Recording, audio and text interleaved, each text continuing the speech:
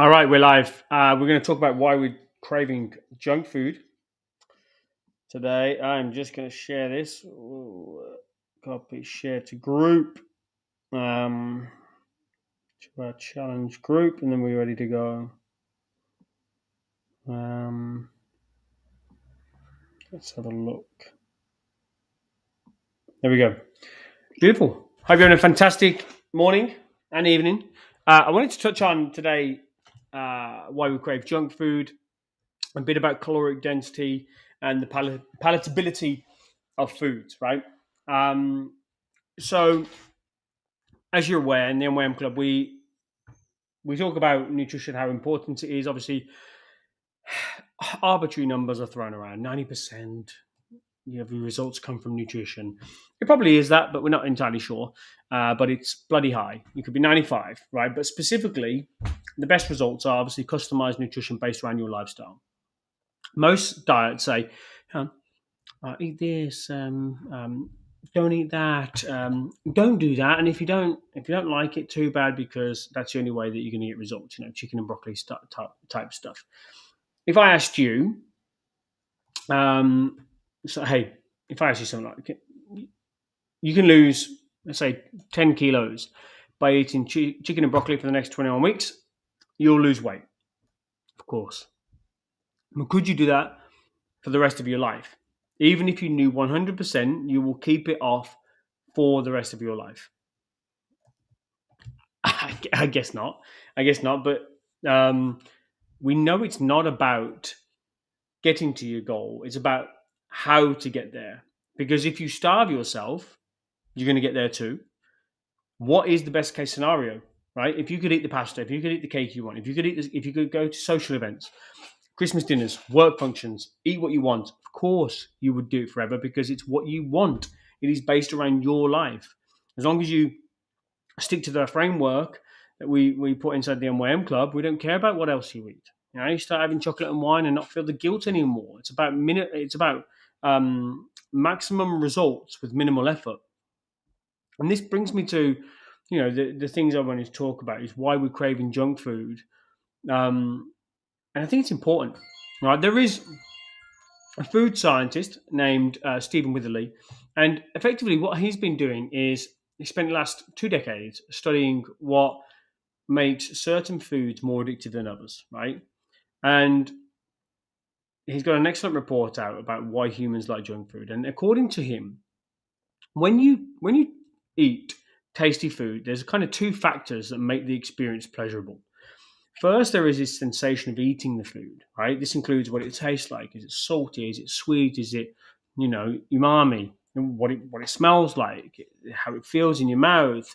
And the last quality is known as the aura sensation. And it can be particularly important because food companies are spending millions of, sometimes billions of dollars to discover, the most satisfying crunch in a potato chip or in a crisp or in a type of food. And, they're going to be looking for the perfect amount of fizzle in your soda drinks. They're going to be looking for all of these elements, because what they do is they combine to create this sensation that your brain associates with a particular food or drink. All right.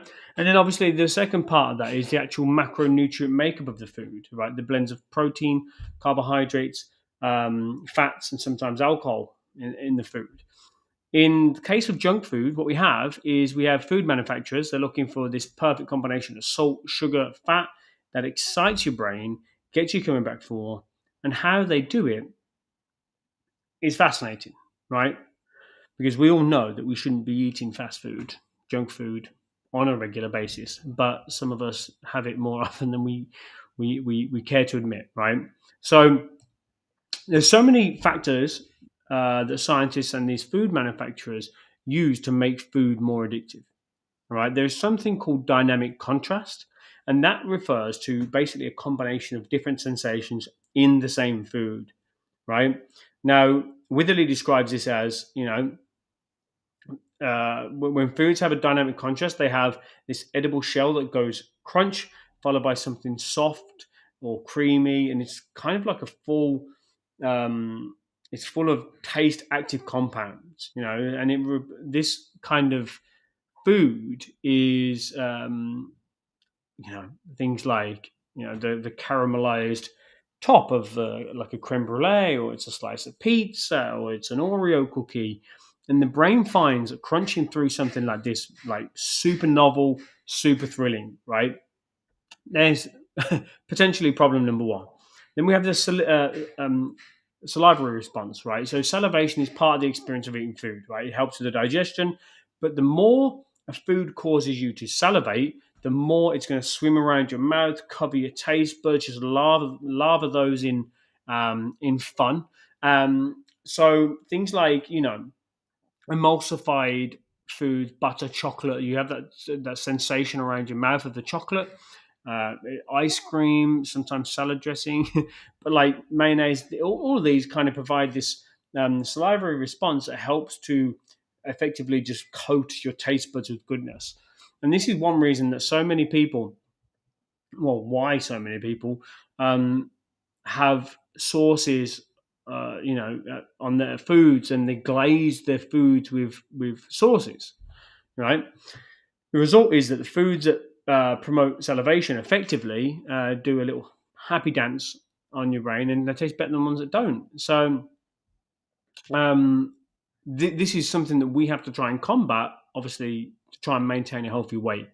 There is also things like, things that don't usually happen in nature with food. There's things like rapid food meltdown and vanishing caloric density. And what that means is basically foods that rapidly vanish or melt in your mouth, they signal to your brain that, well, that went way too quickly. Get some more in. You know, it's basically saying, you're not eating as much as we actually are. So these tell your brain that not actually full. Send some more signals that effectively makes me more hungry. So effectively, what we're doing here is eating more calories than we need to. There is I can't remember the book. It was Salt, Sugar, Fat, I think it was. And basically, in this book, it says there was, I brought this individual two shopping bags filled with a variety of crisps, right, to taste, right? And the one that was like kind of zeroed in on, the one that was focused on was, actually, let's see if you can guess, a particular brand of crisps. Let's see if you can guess it. Been bitten by a mosquito there. Let's see if you can guess the variety of crisps that was chosen. They're cheesy, they're crunchy, they were Cheetos. He lasered in, this individual lasered in on the Cheetos. And apparently, according to Witherley, they're the most perfectly marvelous constructed food on the planet, right? In terms of pure pleasure. It basically ticks off a dozen attributes of Cheetos that make the brain say, need more of that, need more of that. Right? But one of them was that it's the little cheesy puff ability to obviously melt in your mouth. And this is vanishing caloric density. So when it melts down quicker, your brain thinks no calories in it, let's keep eating it forever. So you can do a whole bag of Cheetos, you know. Obviously there's a caloric trade-off there, because imagine there's one, it's 300-400 calories, but you feel like you've eaten nothing. All right, then we have this kind of we have to try and combat this sensory specific response, which is the brain wants variety. It likes variety. When it comes to food, if you experience the same taste over and over again, then you start to get less pleasure from it, right? So, in other words, like, if the sensitivity of that specific sensor is going to decrease over time. If you have Cheetos every single day, you're going to get less pleasure from the Cheetos. That makes sense? This actually happens in a matter of minutes as well, right? But junk foods, they're designed to avoid as much as possible this sensory specific response. They provide enough taste to be interesting, so your brain doesn't get tired of eating them, but it's not so stimulating that your sensory response is dulled. And this is why you can do, like a whole bag of entire potato chips, or entire crisps, or entire Cheetos, and still be like, yeah, I can do another one. So your brain, that crunch and that sensation of eating, let's say Doritos, even, it's novel, it's interesting every single time. And this kind of brings me to this point of caloric density. So we know junk foods, right? They're designed to convince your brain now that it's getting nutrition, but it's not to fill you up. All right. So we have these receptors in our mouth and our stomach that tell your brain about the mixture of proteins, fats, carbohydrates in a particular food, and how filling that food is for your body. Junk food provides just enough calories that your brain says, yeah, it's going to give you some energy, but not many calories that make you think, oh, that's enough, I'm full. Right. So the result is that you crave the food to begin with, but it takes some time to feel full from it. All right. So this is another thing that we need to think about when we're trying to not only lose weight but manage our weight thereafter. Okay. Obviously, inside the MYM Club, we've got a food psychology series, and I wanted to kind of give you a little bit of an insight into what we talk about, because one of them is memories of past eating experiences. And this is effectively where the psychobiology of junk food really works against you. So when you eat something tasty, let's say, let's keep on the theme of chips, crisps. I don't know. Americans call them chips, and Australians call them chips, and English people call them crisps. Right? So crisps. Your brain registers that feeling, right? It's tasty. It's good. I love it. So the next time you see the food, next time you smell the food, next time you read about the food, your brain starts to trigger the memories and responses that came when you ate it. And these memories, can actually cause a physical response, whether it's like salivation, and it's creating that sort of mouth-watering craving that you get when you're thinking about favorite foods. We are no different to dogs in that sense, in terms of Pavlov's dog. When he rings that bell, he starts to salivate, even though it's just an auditory cue. He starts to salivate. He starts to go, my food's going. And we're no different in that sense. Right? So effectively, all of these sort of things, all of these pieces of the jigsaw puzzle combine to make processed food tasty and desirable for our little chimp brains, our human brains. So when you combine effectively all of these, that's effectively a lot of science gone into these foods. And then you combine it with the prevalence of cheap food, which it normally is. Obviously, if you buy crazy McDonald's, but cheap fast biscuits, for example, is everywhere. Eating healthy becomes harder to do, and that's why I suppose that we have the work that we have. But I want to give you a few tips always on how to kind of make eating a bit easier. Right?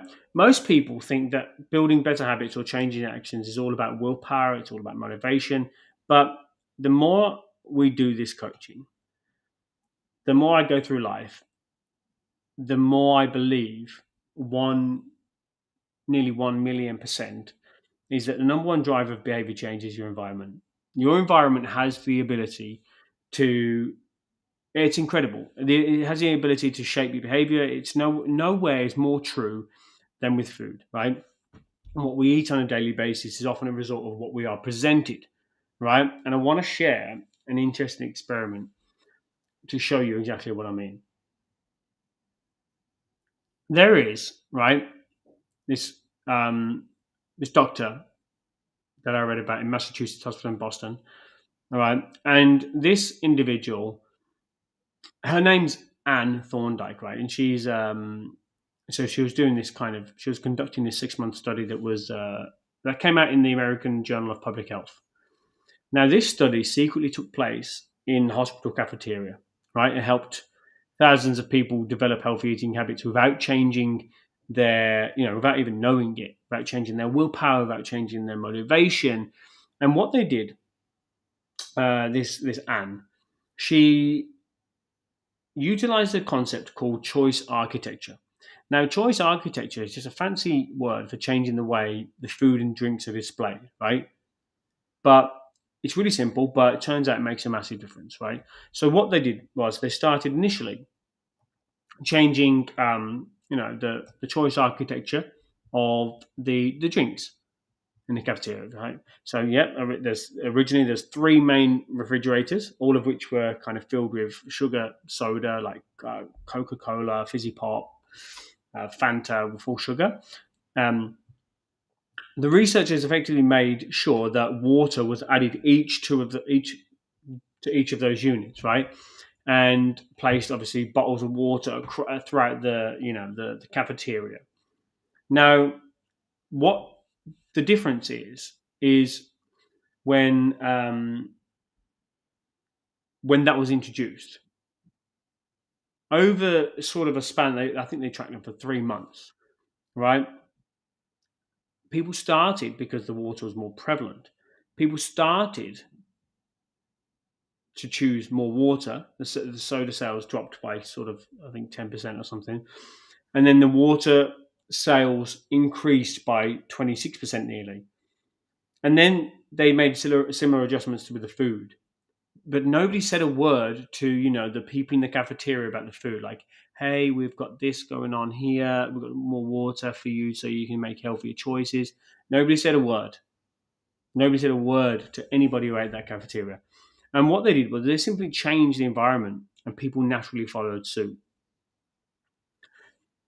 What happens with choice architecture is even more important when you're already stressed. If you're tired, if you're distracted, if you're already worn down, which life does kick us sometimes, you're probably not going to go to a lot of effort to cook a healthy dinner or to go for that walk or fit in a little home workout.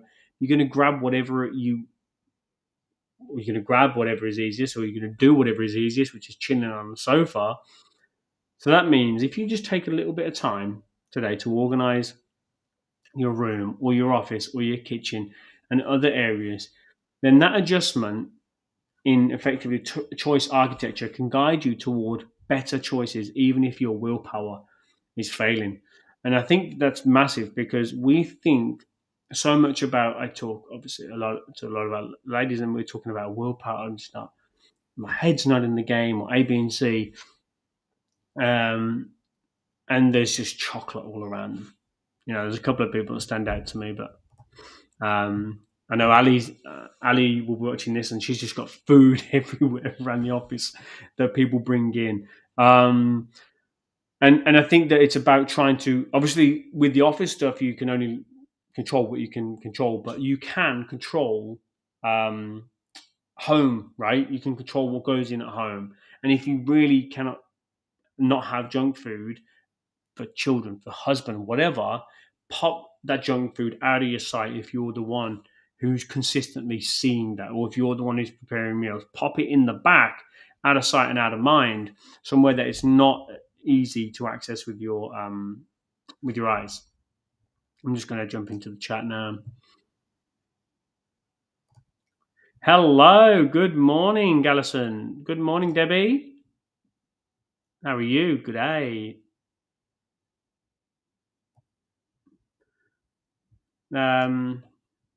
Yeah, I think we've got volume. I hope so. I tested it at the beginning. Yep. I think we've got volume. Oh, you scared me then. I can see everyone on: Janet, Denise, Sharon, Lynn, Tina, Sandra, Beverly. Hello, Leanne. Awesome. Does anybody have any questions about sort of junk food and caloric volumes? Okay, Fiona. Awesome. Does anybody have any questions about junk food, about palatability of foods, about the caloric density of foods? Been bitten on the side of this thing here by a mosquito, and it's itching me all live. You don't like, what don't you like, Debbie? Junk food or Cheetos? What would be a good substitute for crisps? I mean, depends on why you're trying to substitute it, right? If you want it every day, and it's, let's say, your only vice for the day, why not keep it in? I wouldn't recommend cutting foods out for an extended period of time just because it's maybe not nice on your waistline. I think find an approach that allows you to have that. That being said, there are some protein alternatives like the ones that we have.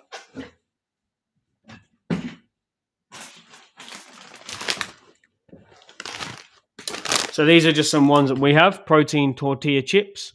Um, I mean, we don't.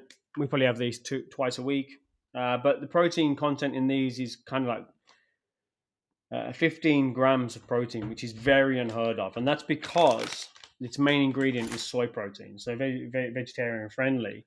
But ultimately, like we don't, myself and V do not skimp on the food that we want to have. If we want to have a few sweets here and there, if we want to have a thing, we need to have that because over the long run, that is going to be the most sustainable thing for us, right? Allowing us to have the food we want, allowing us to have a glass of wine or a glass of cider, whatever it is that you want, gin and tonic, bit of pasta. Awesome, Fiona. Good to hear. What's a good alternative for pasta? Again, I think don't cut it out completely. Of course, if pasta is one of the main things that you want every day, we have to make allowances, right? We have to go, okay, um, pasta needs to stay in there, but we need to bring it down a bit. But you could look for low calorie alternatives there as well. We have. I pretty sure we don't have any right now, but I think we used them the other day. But we go for low calorie noodles sometimes if we want to bump out our foods more. You know, like our if we have a Chinese sort of stir fry chicken stir fry something like that, we go for like low calorie, and they look like sort of rice noodles, but they're like 9 calories. We can give you the link for that inside the MYM club, but they're super easy to bulk the food out, but don't come with the caloric things, and you still get the sort of taste of a pasta. But ultimately, if you're having like a spag bowl with the family, just have spag bowl, and we'll just compensate on the other meals. Not a problem. Yeah, good questions, though. Hey Bev, how are you? Hello, Leanne. Does anybody have any good any other questions before I let you go? Good advice. Thanks, Sandra. You lost. I think it was 1. Was it 1.5 kilos this week? You lost. Amazing. Awesome. I'm gonna give it another 30 seconds and I'll let you go. I worry sometimes with alternatives like crisps to veggie ones that the supermarkets sell them that are loaded with sugar and sodium. Really don't have the time to make my own. Is there a brand that's better? Oh, I mean, in terms of thing is, the best thing to do is uh, inside the MYM Club. What we'll talk about, what we can talk about next is how to read a proper nutrition label. We do have that on the website, but I think it's better done interactively. But effectively, there's no point, obviously, going through the back because that's all in German. I can do my best to understand it, but there'll be only a few words that are similar to English. So I think that about being able to read it is the best. Like, there's a lot of yeah, they do pack a lot of stuff with a lot of shit. But the problem is, if you know exactly what you need to look out for, then it's going to make your decisions far easier. Now, I don't know what particular chips are going to be. I'm sure we have something like this in Australia. I'm sure you have something like this in Australia, and I'm sure we have it in the UK. If we have it in Europe as well, so I think that the best thing to do there, Fiona, was we'll go through inside the NYM Club the how to read a nutrition label properly, and we'll do it all interactively. We'll grab some stuff from our kitchen and we'll go through that all because that's brilliant. How much fruit can we eat? I'm not too sure who that is, but that's a really difficult question to answer because it depends on context, right? I can see. I'm just going to see who that is because then I can give you some context. But it depends. It's really difficult to answer that with a blanket statement because I can't say, a piece of fruit a day is fine because if you're if you're not losing particularly if you're not losing weight particularly well, I said I don't know who asked that. How much fruit? Um, I think Yeah, I just feel like people when people ask these questions, they're looking for this, this answer of like Julie Williams for about. They're looking for this answer of like, what's the perfect amount for a menopausal woman to eat? It really depends, Like Julie, you're an active individual. You exercise a lot, so you would typically warrant more fruit because of the carbohydrate content, the vitamin content, the mineral content, the fiber content. But compared to Janine, who's really sedentary, doesn't move much, office job, gets about 2,000 steps a day. It My answer would be different for both of you. I know exactly what you eat, Julie, because we go through it every single week. But this Janine, I would know exactly what she eats, but she wouldn't be allowed as much fruit as you would. So it's very difficult. But I would say that if we don't be scared of fruit, pop it in there at least once a day is absolutely fine. And obviously, if you're conscious about fruit makes me fat, it doesn't. An overconsumption of calories makes you fat. But what we could do is we could go for the lower caloric density types of fruits, things like berries.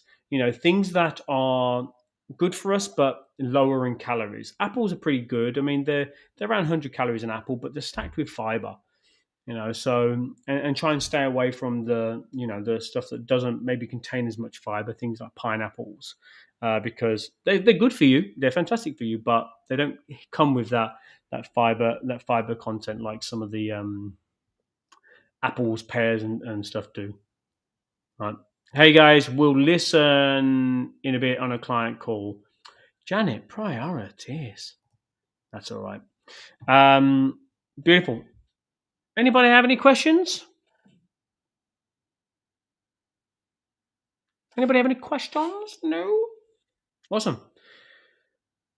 Well, I will. Well, that'll be it then, I guess. No more questions. I'll love you and leave you, and we'll see you inside the NYM Club people. We'll see you for the lives this week. All right. I will have a great day. I hope you do too. Enjoy the rest of your week. We'll speak soon. All right. Bye.